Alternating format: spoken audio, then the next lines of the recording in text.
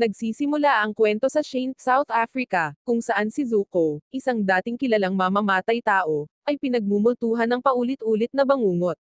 Sa panaginip na ito, naalala niya ang isang pangyayari noong 2 taon na ang nakararaan nang sumalakay siya sa isang opisyal ng gobyerno at nagnakaw ng isang briefcase na puno ng pera.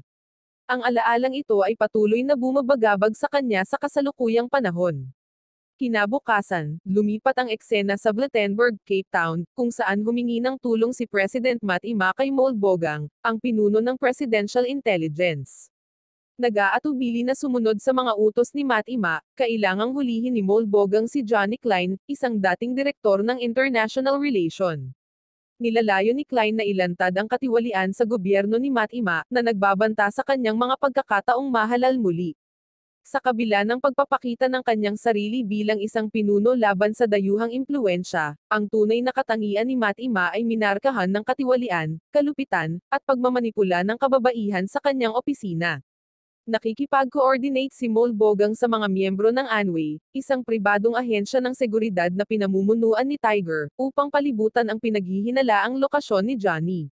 Gayunpaman, sa pagdating, nahaharap sila sa problema mula kay Mr. X na nagtangkang tumakas ngunit kalaunan ay nahuli ng koponan. Samantala, sa bahay ni Zuko, nakipag-usap siya sa kanyang stepson na si Paka tungkol sa mga planong sorpresahin ang kanyang asawang si Malaim ng Singsing at ang pangarap ng kanilang pamilya na magsimula ng hardin. Di nagtagal pagkatapos, ang kanilang pag-uusap ay nagambala ng hindi inaasahang pagdating ni Johnny, na may dalang ebidensya na maaaring maging hadlang sa kandidatura ni Matima. Sa sandaling iyon, ipinakita ni Johnny ang isang kamakailang artikulo sa pahayagan na nagha-highlight sa tumataas na katanyagan ni Matima sa kabila ng mga akusasyon ng katiwalian laban sa kanya.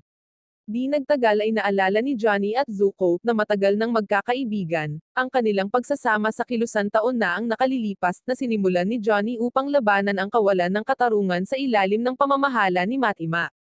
Gayunpaman, si Zuko, na ngayon ay namumuhay kasama ang kanyang pamilya, ay nais na ilayo ang kanyang sarili mula sa gulo.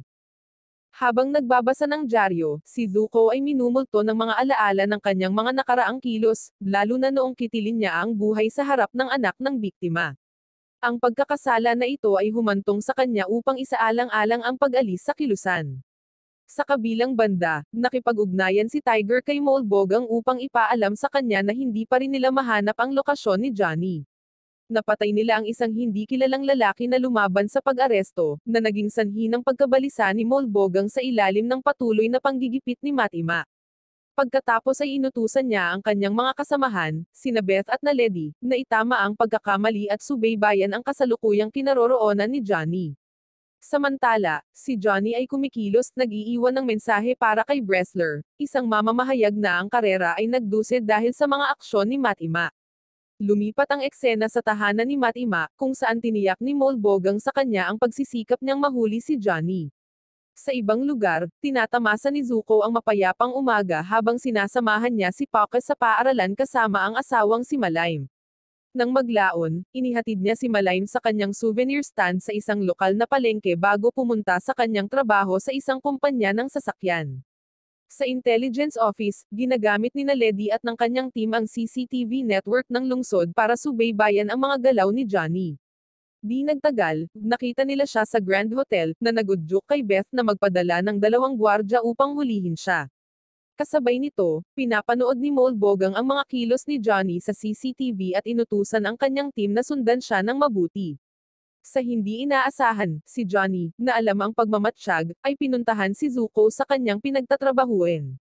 Pagkatapos ay inulit niya ang kanyang kahilingan para kay Zuko na tanggapin ang mga dokumento laban kay Matima at sirain ang ilang mga listahan sa kilusan. Ang mga dokumentong ito ay hindi maiharap sa korte dahil sa judicial corruption na inayos ni Matima. Pagkatapos ay inutusan ni Johnny si Zuko na pumunta sa Masaro, ang lugar kung saan doon nila sinimulan ang kanilang kilusan, at tinitiyak sa kanya ang suporta ng mga taga-nayon. Sinusubaybayan ang sitwasyon, sinabi ni Molbogang sa kanyang koponan na tumuon sa pagsubaybay kay Zuko, habang si Tiger at ang kanyang koponan ay nakikitungo kay Johnny. Nang mapagtanto ni Johnny na siya ay hinahabol, siya ay nagmamaneho ng walang ingat hanggang sa makapasok siya sa isang hindi natapos na overpass. Malapit nang mahuli, nagpa siya si Johnny na tapusin ang kanyang sarili. Pagkatapos noon, inuuna ni Molbogang ang paghahanap kay Zuko, na inutusan si Beth na maghanap ng impormasyon tungkol sa pagkakakilanlan ni Zuko. Samantala, sina Lady, na ang tunay na pangalan ay Emond, ay ipinahayag na kaalyado ni Johnny. Ang kwento pagkatapos ay lumipat kay Zuko na umalis ng maaga sa trabaho upang makipag-usap kay Malaym sa bahay. Nang maramdamang sinusundan siya, lihim na nakipag-ugnayan si Zuko kay Malaym sa palengke, na ipinaalam sa kanya ang kanyang biglaang pag-alis nang hindi nagsasabi kung saan siya patungo, na tinitiyak na babalik siya sa lalong madaling panahon. Samantala, nagising si Bressler at nakinig sa voicemail ni Johnny ngunit itinuturing niya itong biro at hindi ito pinapansin. Sa lugar ng pagkamatay ni Johnny, sinuri ng mga kasamahan ni Tiger ang kanyang katawan ngunit isang baril lang ang nakita nila. Sa ibang lugar, ang mga ahente ni Molbogang na nakabuntot kay Zuko ay tumungo sa Cape Town International Airport habang plano ni Zuko na pumunta sa Masaro. Pagdating, pumunta si Zuko ng locker room kung saan kinuha niya ang mga nakatagong pasaporte, tiket, at iba pang item na inilagay ni Johnny doon. Bago pa siya makapag-check-in, mabilis siyang nahuli ng mga ahente ni Molbogang. Pagkatapos nito, dinala si Zuko sa isang silid ng interogasyon at tinanong tungkol sa kanyang mga plano at mga bagay na ibinigay sa kanya ni Johnny. Lumalabas, isang singsing lang ang nakita ng mga ahente. Biglang lumaban si Zuko at tumakas. Sa kabila ng mga tauhan ni Molbogang na nakatalaga sa buong paliparan, nakatakas si Zuko sa pamamagitan ng paggamit ng headset na kinuha niya sa isa sa mga ahenteng nilabanan niya kanina. Sa kalaunan, matagumpay niyang naiwasan ang pagkahuli sa pamamagitan ng pagpapanggap bilang pasahero sa isang minibus. Sa isang bar, narinig ni Bressler ang balita ng pagkamatay ni Johnny. Napagtanto ang kahalagahan nito, pinakinggan niyang muli ang voicemail ni Johnny at nagmamadaling pumunta sa kanyang newsroom. Doon, inutusan niya ang kanyang kasama, si Abby, na maghanap ng anumang magagamit na impormasyon tungkol sa mga aktibidad ni Johnny. Samantala, sa intelligence office natuklasan ni Beth ang CCTV footage na nagpapakita ng pagbisita ni Johnny sa dating foreign minister, bago ang insidente. Pagkatapos ay sinabi ni Beth kay Naledi na ipaalam kay Molbogang ang tungkol sa kanyang natuklasan. Gayunpaman, sa halip ay lihim na tinawagan ni Naledi ang foreign minister. Hindi makakalipad sa Masaro, gumamit si Zuko ng mapa at isang emergency contact na ibinigay ni Johnny. Pagkatapos ay nagnakaw siya ng isang motorsiklo mula sa kanyang pinagtatrabahuin at naglakbay sa gabi patungo sa Masaro. Sa bahay, nag-alala si Malaym kay Zuko, ngunit tiniyak ni Pakay na babalik si Zuko ng ligtas. Hindi nagtagal, naputol ang kanilang pag-uusap nang dumating ang isa sa mga ahente ni Molbogang upang kunin si Malaym, naiwan si Pakay. Pagdating ni Malaym sa intelligence office, tinanong siya tungkol sa pagkakasangkot ni Zuko kay Johnny. Wala siyang alam tungkol sa koneksyon ni Zuko sa misyon ni Johnny at ipinaliwanag niya na ang nakaraan ni Zuko ay isang misteryo sa kanya, dahil hindi pa niya ito tinanong. Habang patuloy na umiiyak si Malaym, nagmakaawa siyang umuwi, nag-aalala siya kay Pakay na naiwan sa bahay ng mag-isa. Samantala, si Molbogang, na nanunood ng interogasyon mula sa isang kalapit na silid, ay sinabihan ni Naledi tungkol sa background ni Zuko. Pagkatapos ay isiniwalat ni Naledi na si Zuko, dating ulila na sumali sa puwersa ng pulisya, ay naging bahagi ng isang espesyal na task force 4 na taon na ang nakakaraan. Sa pag-uusap na ito, tinanong ni Beth si Molbogang tungkol sa koneksyon ng foreign minister kay Johnny na nakikita sa CCTV footage kahapon. Nagulat sa tanong, napagtanto ni Molbogang na hindi ibinahagi ni Naledi sa kanya ang mahalagang impormasyong ito. Sa ibang lugar, naalala ni Zuko ang una niyang pagbisita sa tahanan ni Malaym kung saan malugod siyang tinanggap ni Malaym, isang balo na nag-aalaga sa kanyang anak. Si Pakay, na nakatuon sa isang takdang aralin sa paaralan, ay gumuhit ng mga larawan ng mga hayop at pagsasaka. Pinuri ni Zuko ang pagsasaka bilang isang marangal na trabaho, na ipinapaliwanag ang kahalagahan nito sa pagbibigay ng pagkain at pagbuo ng mga komunidad. Dahil sa inspirasyon, nagpahayag si Pakay ng hiling na maging isang magsasaka, kaya niregaluhan siya ni Zuko ng laruan na tractor. Sa Intelligence Office of the President, ipinaalam ni Beth kay Molbogang ang tungkol sa kanilang paghahanap na nagsasabi na natunto nila ang ruta ng pagtakas ni Zuko gamit ang isang motorsiklo at hinaharangan na nila ang lahat ng mga pangunahing kalsada patungo sa Masaro. Sa opisina ng balita ni Bressler, nagbigay ang kanyang assistant na si Abby ng mga detalye tungkol sa background ni Johnny. Binanggit niya ang nakaraan ni Johnny bilang isang iginagalang na abogado bago naging direktor ng African International Relations sa ilalim ng nakaraang Pangulo, na sinundan ni Matt Ima. Gayunpaman, nang maupo si Matt Ima, na-dismiss si Johnny, na naging sanhi ng pagbagsak ng kanyang karera. Sa pagmumuni-muni sa kanyang sariling mga pakikibaka, kinilala ni Bressler ang babala tungkol sa katiwalian ni Matt Ima sa kanyang pahayagan. Nakita niya ito bilang isang pagkakataon upang humingi ng hustisya at ilantad ang mga maling gawain ng Pangulo, na nagpasya na oras na para kumilos. Samantala, nang huminto si Zuko sa isang gasolinahan para mag-refuel, lihim na ipinaalam sa kanya ng attendant na bumisita ang mga pulis isang oras na ang nakalipas. Kahit alam ng attendant na si Zuko ay hinahanap ng pulisya, ang attendant ay naniwala sa pagbibigay ng pangalawang pagkakataon at pinayuhan siya na dumaan sa hilagang ruta, dahil ang ibang mga kalsada ay isinara ng mga lokal na awtoridad. Salamat sa payo, nagpasalamat si Zuko sa attendant at nag-iwan ng maliit na tip bilang kilos ng pasasalamat. Gayunpaman, hindi alam ni Zuko, nakilala siya ng may-ari ng gasolinahan at agad na inalerto ang pulisya. Sa intelligence office dinalhan ni Lady ng almusal si Malaym sa detention room at isiniwalat na kaibigan niya si Zuko, pinayuhan si Malaym na maghanda. Walang kamalay-malay sa pagmamatsyag, pinagmasdan ni Beth ang mga kilos ni Lady mula sa katabing silid. Hindi nagtagal, nahuli si Lady at tinanong ni Molbogang. Sa pagsusuri sa telepono ni Lady, nakita ni Beth ang dalawang kontak na may label na Zenos at Jenny, na kinilala si Zenos bilang ang foreign minister at Jenny bilang si Zuko. Di nagtagal, ipinaalam ng isa sa mga kasamahan ni Beth kay Molbogang na nahanap na nila si Zuko. Pagkatapos ay inutusan ni Molbogang ang kanyang pangkat na alisin si Lady. Nang makalaya si Malaym, umakyat sila sa itaas upang makatakas. Tumalon si Lady sa isang tower, at hinimok niya si Malaym na gawin din iyon. Sa kasamaang palad, nahulog si Malaym at namatay. Napagtanto na ang karagdagang aksyon ay walang saysay, tumakas si Lady. Samantala, naghanda si Tiger at ang kanyang koponan na harangin si Zuko. Binigyang diin ni Tiger ang kahalagahan ng paghuli ng buhay kay Zuko, pagsunod sa mga tagubilin ni Molbogang. Maya-maya pa ay lumapit si Zuko sa kanilang kinaroroonan. Sa kabutihang palad, may dumaan na truck ng gas, at binaril ito ni Zuko, na inilihis ang atensyon ni Tiger at ng kanyang mga opisyal na naging dahilan ng kanyang pagtakas. Sa kabila ng paghabol sa kanya at pagpapaputok ng koponan ni Tiger, nagawa ni Zuko na ihinto sandali ang kanilang paghabol sa pamamagitan ng pagganti ng putok, pagbaril sa kanilang helicopter, dahilan para sila ay umatras. Sa pagpapatuloy ni Zuko, nagmalfunction ang kanyang motorsiklo dahil sa pinsala ng mga bala, kaya napilitan siyang iwanan ito. Pagkatapos ay napansin niya ang helicopter na naghahanda sa paglapag sa malapit. Samantala, si Lady, na nagkasala sa pagkamatay ni Malaym, ay nakatakas sa mga ahente. Nakipag-ugnayan siya sa foreign minister, na isiniwalat ang kanilang sitwasyon.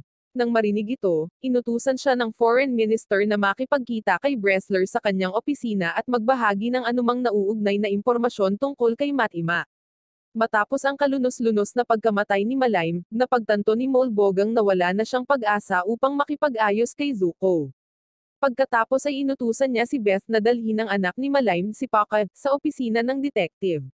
Sa simula ay nag-aalangan, sa kalaunan ay pumayag si Beth na nauunawaan na hindi niya maaaring labanan ang desisyon ni Molbogang.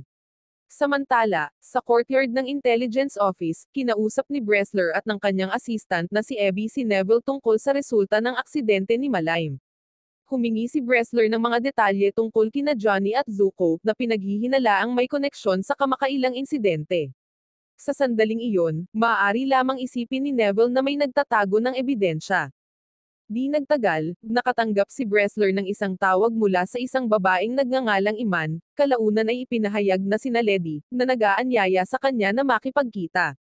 Lumipat ang kwento sa pagbisita ni Molbogang sa tahanan ng dating foreign minister upang magtanong tungkol sa pagkakasangkot niya kina Johnny at Zuko.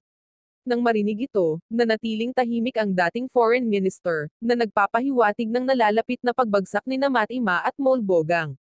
Inihayag din ng dating foreign minister ang pagiging malupit ni Zuko bilang miyembro ng pangkat ng kilusan. Dahil sa pagbanggit ng foreign minister sa mga dating kaanib ng kanyang ama, marahas na tumugon si Molbogang, pinatay ang dating foreign minister gamit ang isang patpat upang protektahan ang kanyang lihim. Sa isang kafe, nakipagpulong sina Ledy kina Bressler at Eddie, na isiniwalat na sina Johnny at ang dating foreign minister ang nangunguna sa mga pagsisikap na ilantad ang katiwalian ni Matima. Sa pamamagitan ng pakikipagtulungan sa mga mamamatay tao, plano nilang kunin ang ebidensyang nakaimbak sa Mas-Arok kung saan patungo si Zuko. Ang kanilang layunin ay ibigay ang katibayan na ito kay Bressler para sa publikasyon, umaasa na magdulot ng positibong pagbabago sa bansa. Samantala, sinusubaybayan ni Zuko ang helicopter ni Tiger at pinatay ang kanyang mga kasamahan sa kanilang base. Nilabanan niya si Tiger, at tinalo niya ito. Pagkatapos ng pakikibaka, nakuha ni Zuko ang kontrol ng helicopter at tumungo sa Mas-Aro. Kinaumagahan, hiniling ni Zuko sa piloto na pumunta sa isang madamong bukid malapit sa Mas-Aro. Di nagtagal, tinulungan siya ng mga lokal na taga-nayon na makarating sa isang kagubatan para magpagamot. Ang gubat na ito ay kung saan unang sumama si Zuko sa kilusan kasama sina Johnny, na Ledy, at iba pang tao na lumalaban sa mga tiwaling opisyal. Pagkatapos gumaling, nakita ni Zuko ang pinuno ng tribo, na nagbigay sa kanya ng huling mensahe mula kay Johnny. Ipinahayag ng liham ang panghihinayang ni Johnny sa muling pagkakasangkot kay Zuko at inihayag ang lokasyon ng ebidensya laban kay Matima. Pagkatapos ay sinisira ni Zuko ang mga listahan ng kilusan at pinapanatiling ligtas ang flash drive na may kasamang mga dokumento ni Matima. Bago umalis, binigyan ng pinuno ng tribo si Zuko ng isang malaking sibat mula sa kanilang mga ninuno na pinaniniwala ang magtataboy ng mga masasamang espiritu. Sa pagbabalik sa lungsod, sinubukan ni Zuko na tawagan sina Ledy ngunit sa halip si Molbogang ang sumagot. Sa paghihinali sa pagkakasangkot ni Molbogang, nagtanong si Zuko tungkol kay Malaym. Malungkot na ibinalita sa kanya ni Molbogang ang pagkamatay ni Malaym at isiniwalat na kasama nila ang kanyang anak na si Pakka. Para mapanatiling ligtas si Pakka, dapat ibigay ni Zuko ang mga file na naglalaman ng ebidensya laban kay Matima. Pagkatapos ng kanilang pag-uusap, inutusan ni Molbogang si Tiger na alisin si Zuko upang maprotektahan ang kanilang sarili mula kay Matima. Kinabukasan, nagpasya si Zuko na makipagkita kay Bressler sa isang kafe. Dinala ni Bressler si Zuko sa safe house ni Ledy, kung saan ipinaliwanag niya ang buong kwento ng pagkamatay ni Malaym. Kasunod ng kanilang plano, ibinigay ni Zuko ang flash drive kasama ang mga kriminal na record ni Matima kay Bressler, na nagpaplanong i-publish ang mga ito ng gabing iyon. Ito ay kasabay ng paglabas ng taunang ulat ng katiwalian kung kailan inaasahang babagsak si Matima dahil sa mga pera na ibinibigay niya sa mga hukom ng gobyerno. Gayunpaman, gusto ni Zuko na maghintay hanggang sa makuha niya si Pakka. Iminumungkahi ni Ledy, na nakakaalam kung nasaan si Matima sa pamamagitan ng kanyang koneksyon kay Molbogang, na akitin si Matima na dalhin si Pakka sa kanyang bahay para makasabay nila ang lahat. Ilang sandali pa, magsisimula na ang plano. Pumasok si Zuko sa villa at tahimik na nakipag-usap sa ilan sa mga bantay ni Matima. Pagkatapos ay hinarap niya si Matima at pinatulog siya. Nang magising si Matima, pinilit siya ni Zuko na tawagan si Molbogang para dalhin si Pakka sa villa. Sa sandaling iyon, sinubukan ni Matima na suhulan si Zuko ng kayamanan at kapangyarihan, ngunit tumanggi si Zuko, pinupuna ang kasakiman at kawalan ng pangangalaga ni Matima sa kanyang mga tao. Di nagtagal, dumating si Tiger at ang kanyang mga puwersa sa villa ni Matima. Sa kabila ng kanilang mga pagsisikap, nagawa ni Zuko na iwasan sila. Pagkatapos ay nakatuon si Tiger sa pagligtas kay Matima at pagpapadala sa kanyang mga tauhan upang hanapin si Zuko. Pagkatapos ng isang matinding labanan, natagpuan ni Zuko ang kanyang sarili sa isa pang paghaharap kay Tiger. Nang malapit na niyang mapatay si Tiger, narinig niya ang sigaw ni Pakka. Ilang sandali pa, lumitaw si Molbogang, may hawak na baril at pinagbantaan ang buhay ni Pakka. Huminto si Zuko, itinigil ang kanyang pag-atake kay Tiger at ibinaba ang kanyang sibat. Pagkatapos ay pumasok si Matima, hinihimok si Molbogang na patayin si Zuko sa lugar.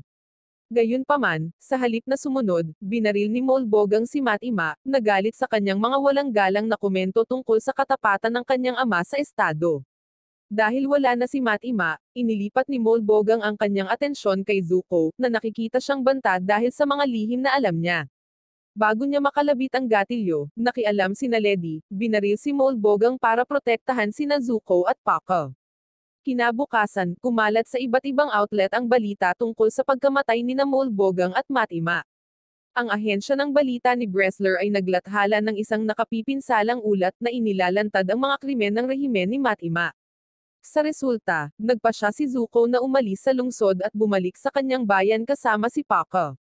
Magkasama, plano nilang magsimula ng isang sakahan at taniman para tuparin ang pangarap ni Paco noong bata pa at magsimula ng bagong kabanata ng kanilang buhay. Wow naman! Doon nagtatapos ang pelikula mga idolo, salamat sa inyong panonood.